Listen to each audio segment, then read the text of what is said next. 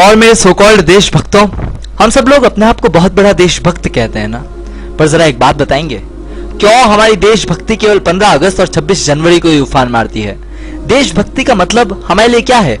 2-4 गाने सुन लेना, तिरंगे का टी शर्ट पहन लेना और झंडा फहरा देना? वाह दोस्तों वाह, क्या देशभक्ति है हमारी, मानना पड़ेगा। हमसे बड़ा देशभक्त तो साला कोई पैदा ही नहीं हुआ है। हमसे कोई ये पूछ ले कि are you proud to be an Indian, तो हम सब लोग चिल्ला चिल्ला कर बड़े ओज के साथ और बड़े जोश के साथ यह कहते हैं, yes I proud to be an Indian. पर प्रभु, गर्व है किस बात का? किस बात पर गर्व कर रहे हैं हम सब लोग?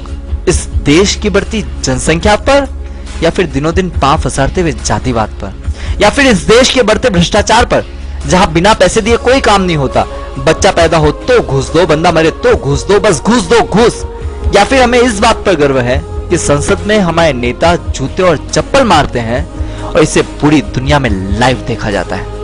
या फिर हो सकता है कि आप लोगों को मेरी देश की सरकार के रवैये पर गर्व है, जहां जब कोई जो चाहता है इस देश में मंदिर समझकर आता है, प्रसाद लेता है, घंटा बजाता है और निकल जाता है।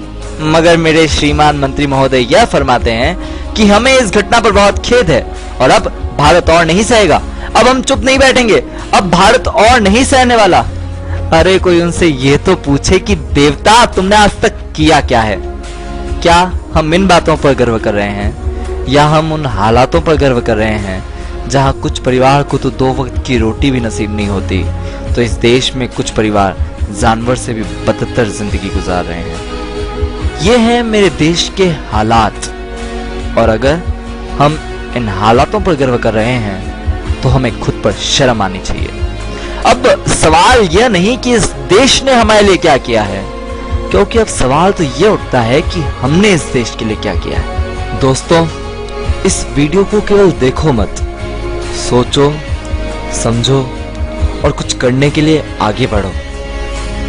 And if you like this video then please promote it. और हाँ, अब मैंने ब्लॉग्स लिखने भी शुरू कर दिए हैं, और उसे विजिट करने के लिए just log on to www.relishingravi.blog.co.in relishingravI.blog.co.in।